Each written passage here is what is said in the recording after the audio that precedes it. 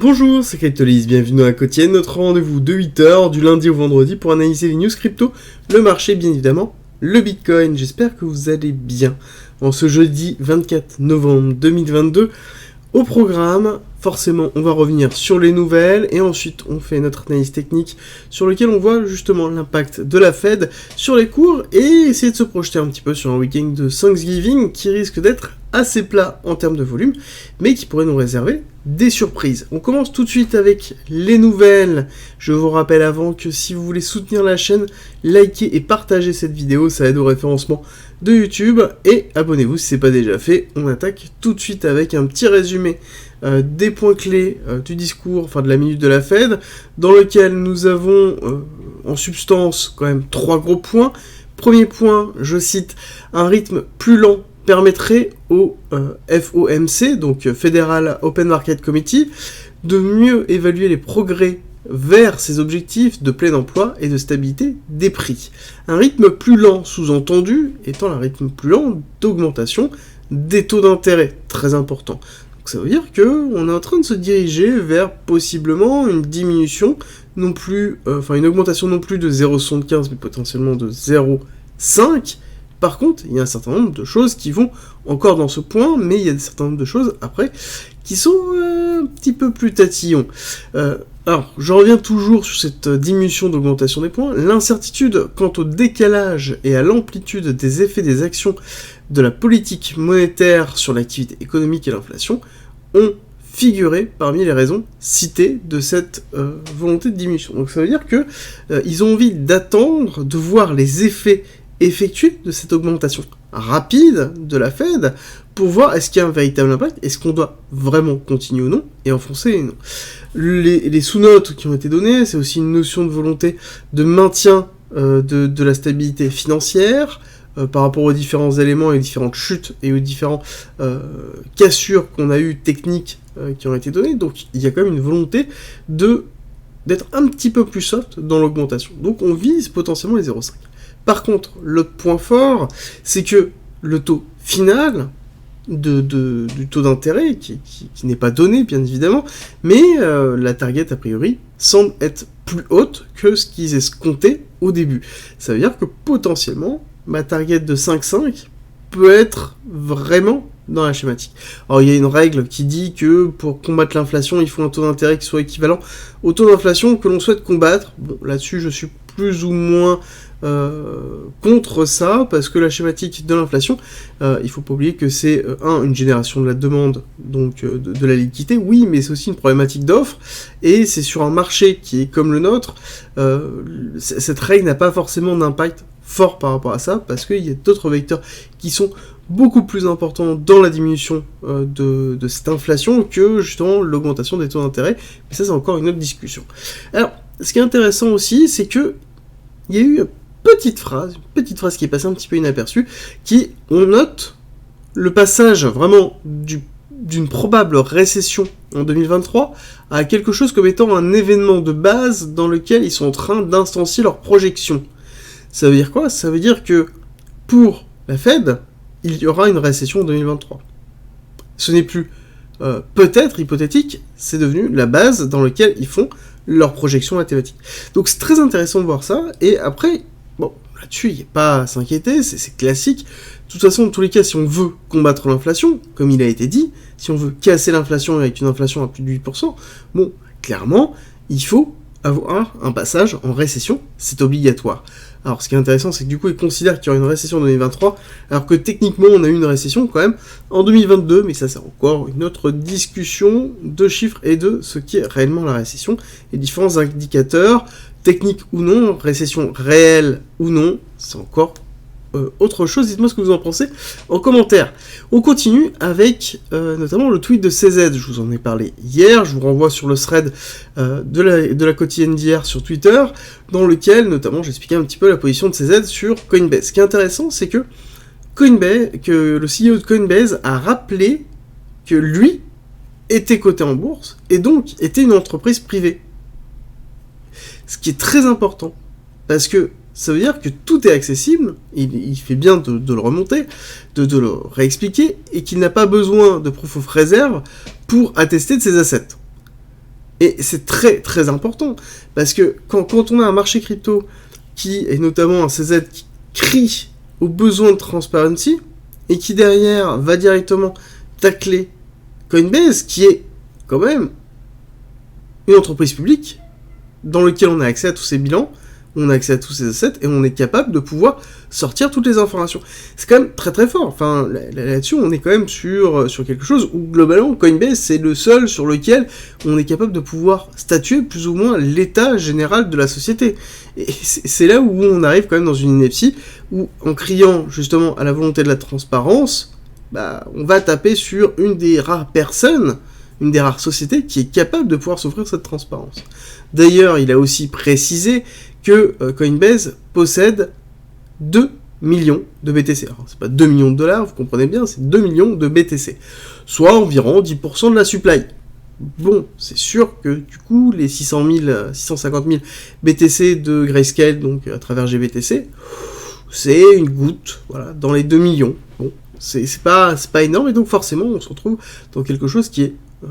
qui a réussi à recalibrer un petit peu tout, à restatuer la réalité, et je pense aussi qu'il faut faire très attention aux politiques de communication des uns et des autres actuellement, et rester sur du factuel. Le factuel, lui au moins, reste factuel. Alors, bien évidemment, comme on pourrait nous dire, FTX, les rapports financiers de FTX étaient factuels aussi, mais falsifiés. Oui, après forcément on va avoir des crises de ceci-là, mais on est quand même sur quelque chose qui... en tout cas pour une entreprise qui est publique, qui est cotée, on va avoir une forme de certification qui est quand même déjà beaucoup plus importante qu'une société qui est instanciée aux Bahamas ou à Singapour ou ailleurs, sur lequel on n'a pas forcément de visibilité sur les différents bilans. Là, c'est le cas. On continue les nouvelles avec notamment une bonne nouvelle. Le plus gros hedge fund public du monde, qui s'appelle The Man Group.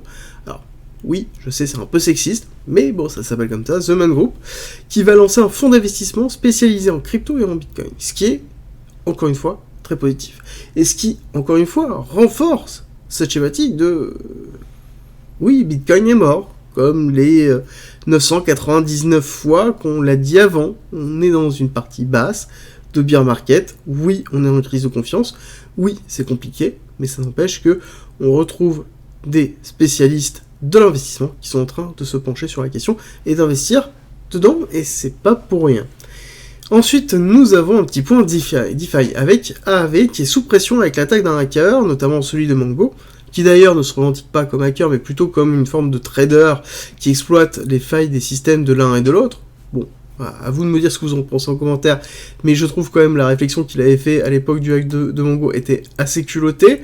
Et donc ce dernier a tenté de manipuler la pool de liquidité de CRV, donc qui est présente sur AAV, donc c'est le token de Curve, et qui a essayé de le manipuler dans le AAV version 2, donc la plateforme version 2, en empruntant notamment du CRV et en le vendant sur OKEx, donc un échange centralisé, pour essayer d'entraîner le cours suffisamment bas pour faire une liquidation d'une whale qui avait justement du CRV à ce moment-là, et profiter du trou de la cotation pour pouvoir en tirer des bénéfices.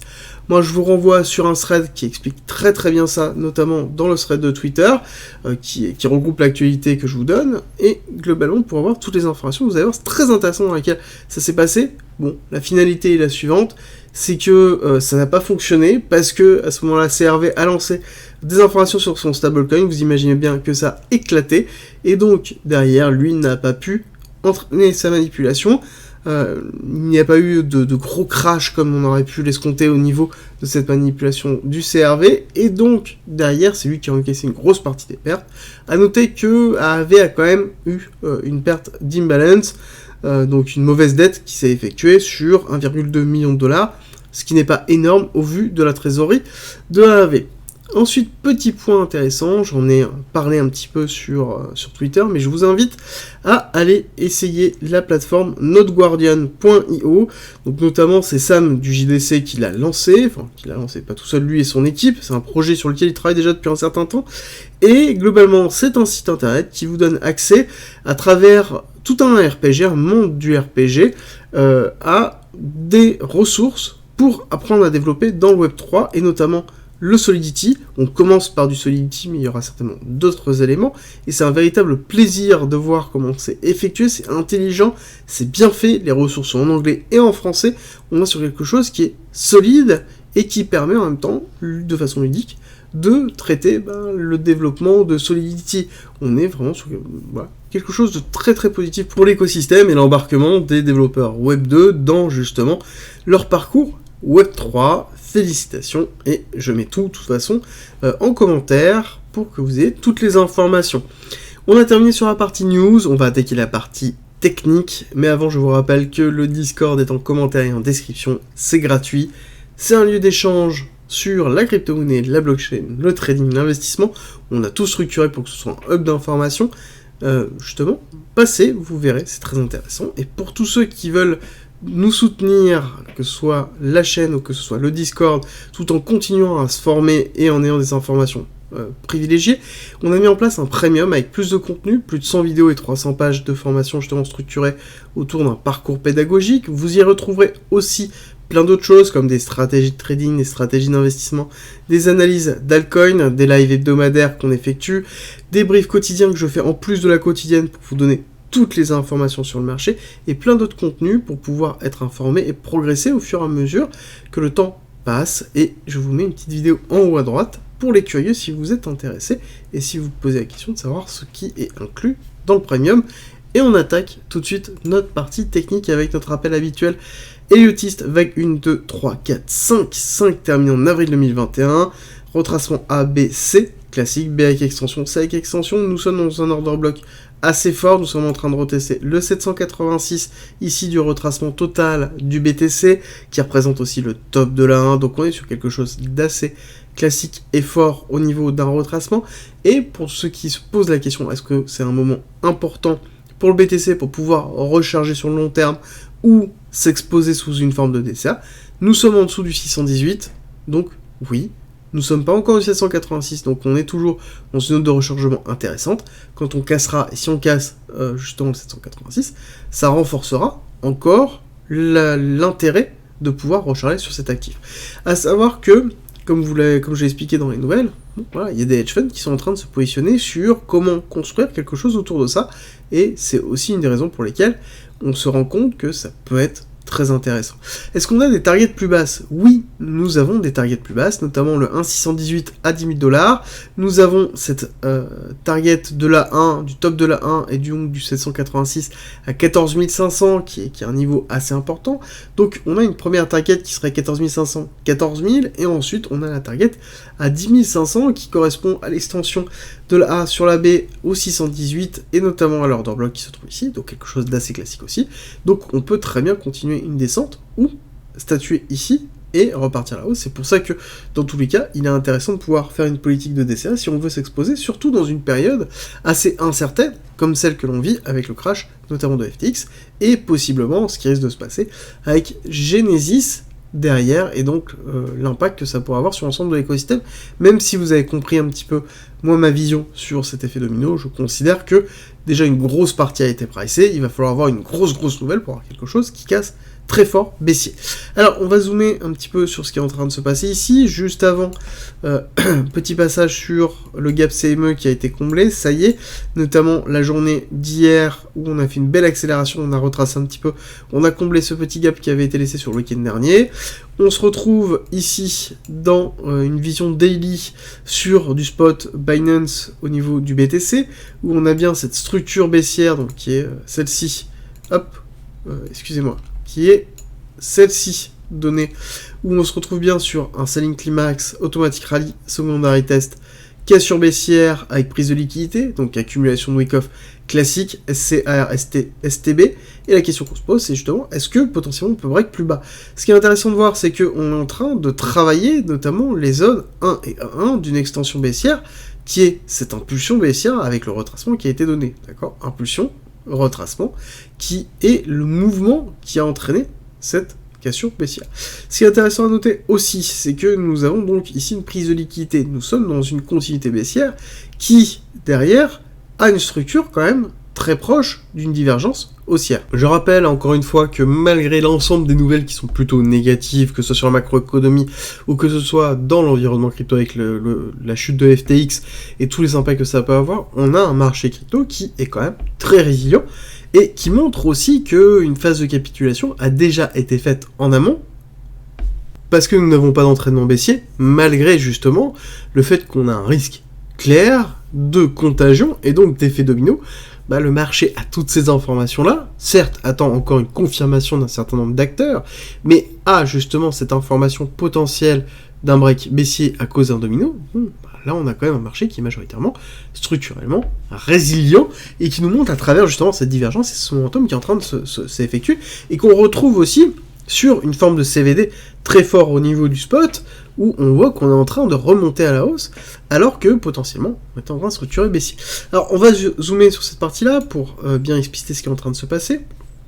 Niveau très important sur lequel, cassure baissière, pareil, nous avons une accumulation SC, donc PSI, SC, AR, ST.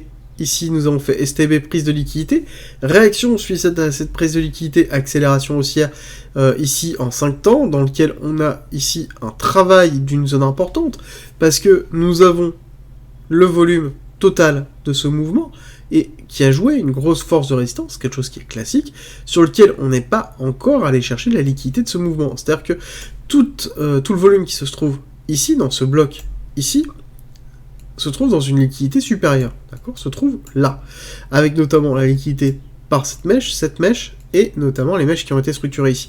On est sur une liquidité qui n'est pas encore prise, on a même renforcé cette liquidité. Pourquoi renforcer ? Parce qu'on a fait une première accélération, pareil, rejet, deuxième accélération avec prise de liquidité, sur lequel on n'a pas pris la liquidité de cette mèche. Donc, on est sur un renforcement de liquidité là, et de toute façon, ça se voit. Ici, c'est rempli de liquidité de shorters, d'accord ? Donc, majoritairement, nous avons énormément de personnes qui sont en train de se structurer en short sur une continuité baissière. Ce qui est plutôt positif pour une accélération haussière, parce que quand c'est comme ça et qu'on short à découvert, majoritairement, on aura tendance à faire un short squeeze pour pouvoir épurer le marché. Et d'autre part, nous avons un DOM, donc un Deep Off Market, donc un carnet d'ordre qui est justement dans la partie haute, qui est plutôt vide. Donc ça veut dire que le cours peut se déplacer très très vite sur une accélération haussière, avec notamment un short squeeze mis en place.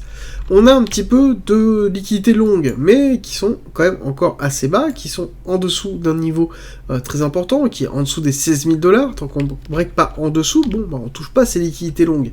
Là, majoritairement, les personnes sont en train de se positionner pour une continuité baissière, ce qui est en même temps logique, dans lequel on pourrait avoir ici une structuration pour une continuité. Quand on regarde dans cette zone-là, on voit bien que potentiellement, on a fait l'eau, donc forcément, ce qu'on attend, c'est une continuité baissière. Donc les personnes sont en train de se structurer là-dessus. Moi, la seule chose que je dis, c'est que majoritairement, il va falloir faire attention, parce que tout le monde attend de cette façon-là, donc on peut très bien avoir une continuité d'un genre, un short squeeze, pour aller taper des niveaux plus hauts, notamment prendre les liquidités de cette zone-là, avant potentiellement de faire une continuité baissière, d'accord ? Donc là-dessus, pour moi, c'est l'événement qui est vraiment important, c'est suivre ce qui va se passer au niveau du short squeeze, et ce que ça peut donner. L'autre élément que je voulais vous donner, c'est que ce triangle de compression qui a donné justement ce mouvement baissier avait laissé ici une résistance très forte qui correspondait ici très fortement au volume qui a été fait, sur lequel on a eu un très gros rejet. Là, beaucoup de personnes sont en train de se dire que potentiellement on est en train de faire un pullback pour faire une continuité haussière ou potentiellement une réintégration, sont en train de trader justement cette figure. Bon, là-dessus, pour moi, j'ai plus tendance à vous dire que la liquidation n'est pas encore terminée.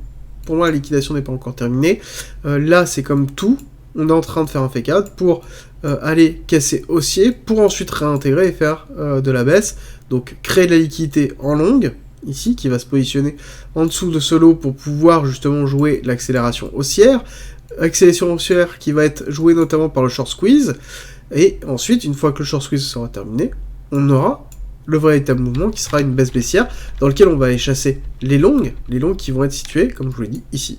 Donc voilà, un petit peu l'idée.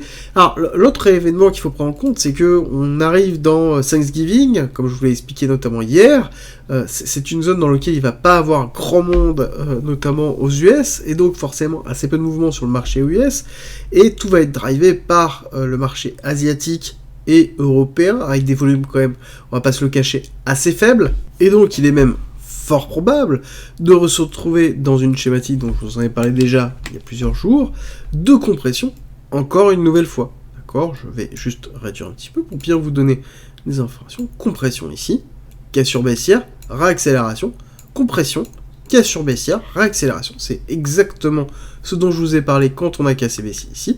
Réaccélération. Et donc là, pourquoi pas, on ne partirait pas sur une compression. Et si on regarde, on est dans une schématique où, globalement, on est sur des compressions qui sont de plus en plus basses. Donc ça serait logique ici d'avoir une compression, surtout que nous avons 4 jours, donc week-end plus aujourd'hui et demain, dans lequel il va y avoir assez peu de volume. Le marché américain va être assez flat, donc on risque d'avoir quelque chose qui va s'écraser en termes de volume et de volatilité, et donc un cours qui sera propice, soit une explosion haussière, soit une explosion baissière sur la suite. Voilà. Ça n'empêche qu'on peut avoir une chute ici, réaccélération haussière, et quelque chose par la suite qui se compresse, donc il faut faire très attention, mais pour moi, ce que je vais chercher, ça va être possiblement la mise en place de cette compression de liquidité pour pouvoir enchaîner les mouvements, même si majoritairement, nous avons quand même pas mal de shorts qui sont en train de se positionner de cette façon-là, malgré le fait que au niveau de l'order flow, si on regarde, nous avons les top traders qui sont en position actuellement sur du long, ils sont en train de construire des longues d'ailleurs qui ne sont pas, ici regardez, qui ne sont pas leveragés, ou très très peu leveragés. Et à côté, ce qui est intéressant, c'est que la totalité des comptes sont en train de se structurer plutôt des shorts. Donc là-dessus, on se retrouve vraiment dans un principe potentiel de short squeeze. Donc c'est la patente que je vous ai donnée. L'order flow est en train de nous dire ça, actuellement. Donc il va falloir attendre de toute façon, en tout cas, une confirmation. Et je pense que si on a un short squeeze très fort, on risque d'avoir un open interest qui risque de monter, on risque d'avoir ici un top trader qui risque de passer en négatif, donc qui vont essayer de shorter, pas les top traders, la totalité des comptes, pardon, qui vont essayer de shorter notamment le marché, et des top traders qui vont continuer à construire pour aller retravailler notamment les 56% de longue, qui serait un bon signal pour une continuité haussière. On va regarder ce qui s'est passé rapidement sur les différents indices Nasdaq et SP500. Nasdaq, pareil, hier très positif. On a un début de journée qui risque d'être flat. Je pense qu'on va avoir très peu de volatilité sur Nasdaq et le SP500. Mais on a quand même structuré positivement et on a potentiellement un BCA-RST qui est en train de se faire et qui est en train de se valider. SP500 aussi, c'est un peu limite, hein, d'accord, BCA-RST, sur lequel il ne faudrait pas break haussier, parce que sinon à ce moment on serait potentiellement sur une réaccumulation, qui serait encore une autre schématique potentielle avec un RST qui prend la liquidité du BC, mais voilà, le SP500 est quand même encore une fois, hein, on regarde, quand même encore une fois dans une pattern qui est bien supérieure au Nasdaq, hein, et on n'est toujours pas en survente ici, enfin en surachat ici et ici, donc ça veut dire que potentiellement nous sommes sur quelque chose qui a un petit peu de marge de progression, donc on pourrait les retester, notamment ce 618 ici sur le SP500, ce 0,5 sur le Nasdaq, avant potentiellement de faire un retracement classique sur les différents actifs. Le DXY, lui, est en train de s'enfoncer, aussi on est en train de le voir, ce qu'on attend toujours, et c'est toujours la même chose, c'est le 104, hein, aller faire ce break of structure très très fort, pour pouvoir après consolider en dessous. Si on ne consolide pas, ça veut dire que potentiellement on est en train de rebondir sur le mouvement, ce mouvement haussier avec le ratio 382, ou le mouvement haussier total avec le ratio 236, qui bizarrement coïncide exactement avec le break of structure qui a été donné sur le 104.5, très important au niveau du DXY. Petit point aussi sur la réaction des bounds américains sur cette nouvelle qui a donné, cette information qu'a donnée la Fed. Bon, on voit qu'on a une réaction qui a été plutôt positive. On a une stabilisation des cours au-dessus de 100, donc ce qui est vraiment positif pour l'ensemble des bounds. Mais sur le yielding, malheureusement, c'est pas le cas. On est toujours en train de s'enfoncer très fortement sur la différence entre le yielding des actions, enfin des bonds à 10 ans et 2 ans, ce qui est pas positif. Quand il est négatif, je rappelle, ça veut dire que il est plus intéressant d'être sur des bonds à 2 ans que sur celles à 10 ans. Ça veut dire qu'on considère qu'il y a plus de risques à 2 ans que dans 10 ans, alors que normalement c'est censé être l'inverse. Et là-dessus, c'est très intéressant de voir ça, c'est qu'on est quand même dans une thématique baissière, oui, mais, on a eu un petit rebond, vraiment très léger, donc sur l'indication qui a été donnée, Pour moi, j'ai tracé une droite de tendance toute simple pour donner un petit peu la schématique. Je pense que ça ne changera pas tant que fondamentalement on n'aura pas un début de zone pivot sur la Fed, ou en tout cas un lissage des taux d'intérêt sur lequel nous sommes arrivés dans une zone vraiment de rejet. Tant que ce ne sera pas le cas, et tant qu'on n'entamera pas la descente, ça ne risque pas de bouger, malheureusement par rapport à ça. Et donc ça, c'est un signal que l'on pourrait avoir sur potentiellement un marché qui commence à anticiper un retournement. Là, ce n'est pas le cas. Et justement, c'est pour ça que je vous dis qu'il va falloir faire très attention. On va arriver dans une zone de contraction de liquidité. Le mouvement qui en sortira sera toujours très fort, et ça risque d'être un mouvement de pullback général du marché.